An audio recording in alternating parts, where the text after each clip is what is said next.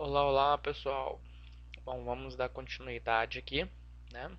Acabei de abrir o NetBeans aqui.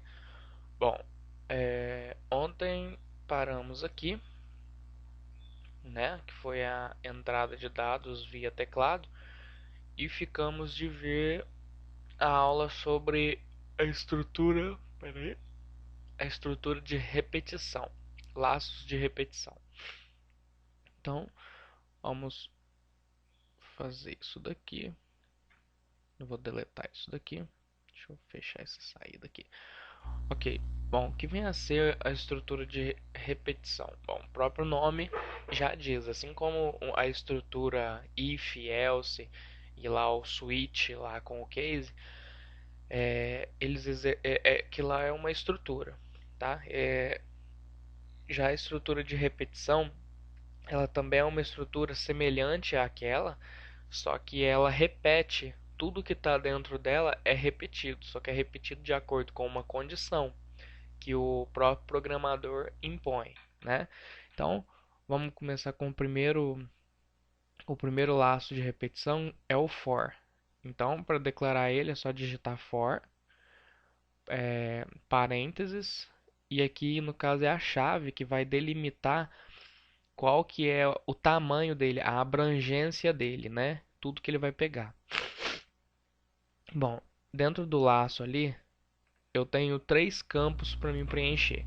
O primeiro campo é a inicialização de variável, né? Então, no caso aqui, eu coloco uma variável int i recebe zero, por exemplo. Que essa variável, ela vai ser uma variável que vai ser iniciada só dentro do laço de repetição.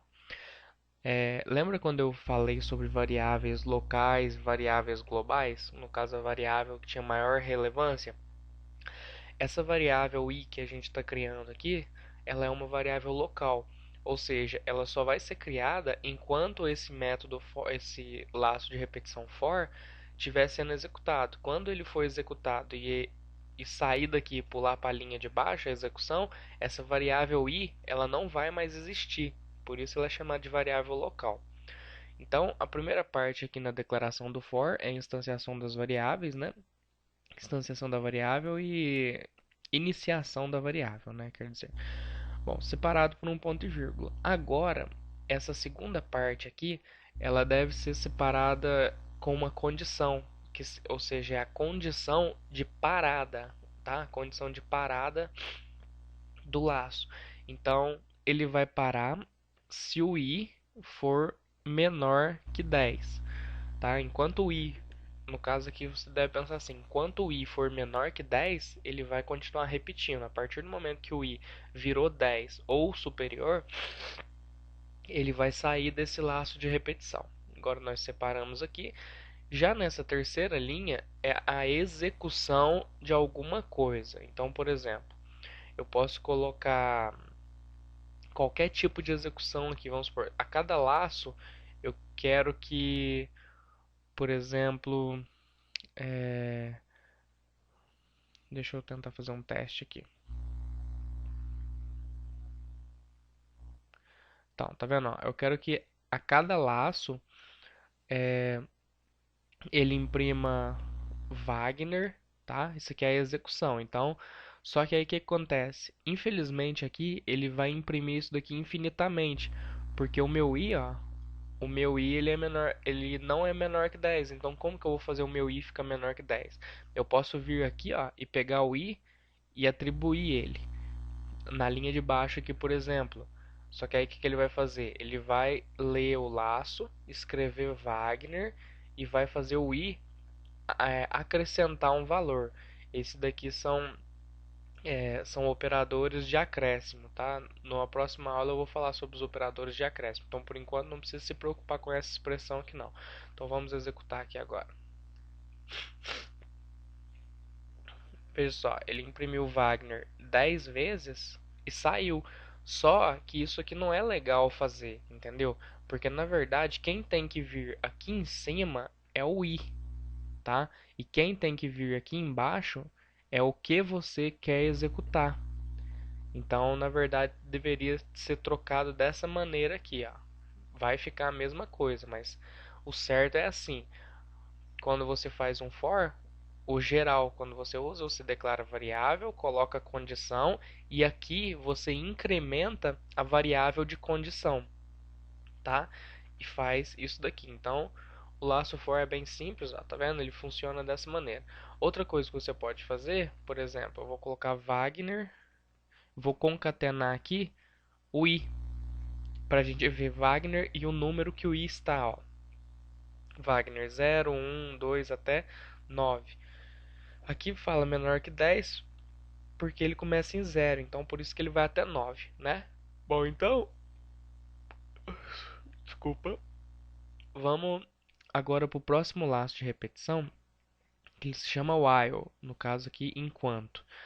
Esse while ele é semelhante ao tipo de condição que você coloca dentro do if, né? Que você tem que colocar uma condição verdadeira. Enquanto uma condição for satisfeita, for verdadeira aqui dentro, ele vai se repetir. Então, por exemplo, podemos fazer dessa mesma maneira. A gente declara int i recebe 0. Agora você vai falar: poxa, mas se eu tenho int i aqui e eu tenho int i aqui, por que que não deu erro declarar essa variável aqui?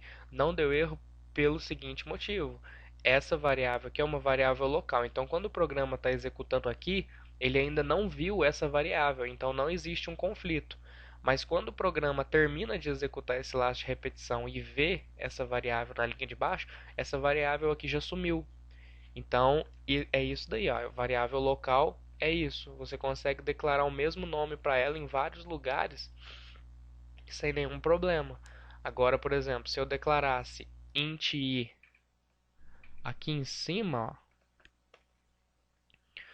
aí ele já daria erro, ó, aqui embaixo, entendeu? Porque aqui em cima ela ainda é visível por toda a estrutura do código. Então, ó, vamos colocar int i igual a 0. Então, enquanto i for menor do que 10, é a condição. É a mesma condição desse daqui. Aí, o que que nós podemos fazer? Colocamos aqui a mesma coisa, só que aqui a gente tem que incrementar o i para ele poder satisfazer essa condição. Então, vamos dar o play aqui de novo.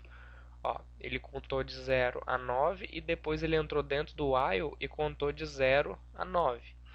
Ok? Bom, agora tem a terceira forma, que é um outro tipo de while, na verdade é o do, que se chama do while. Do while, ok? No caso esse do while, só um momento que eu vou preparar a estrutura dele que eu já explico. Bom, como funciona? Você coloca do, coloca, deixa eu pôr na linha de baixo aqui, coloca as chaves depois do do e chama o while. O que que isso aqui acontece? Esse while, vamos supor que esse i já venha valendo 10. Então, se esse i já vier valendo 10, né? Se esse i já vier valendo 10, ele não vai entrar dentro desse while. Deixa eu só comentar aqui para vocês verem que ele não vai entrar, ó. O i está valendo 10, ó. Viu? Ele só pegou aquele primeiro que estava dentro do for. Então, o i não é executado. Mas agora olha só. Eu vou usar a mesma variável i aqui e vou colocar a mesma e tá aqui a mesma condição. E eu vou colocar isso daqui, ó.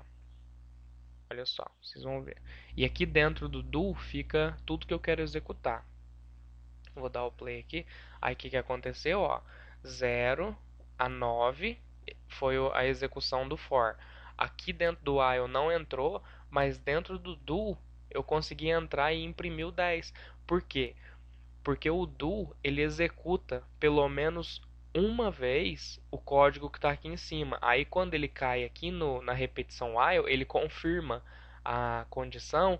Aí ele vê, opa, mas o i é maior do que 10. Então ele sai desse laço aqui, entendeu? Aqui o do while executa pelo menos uma vez.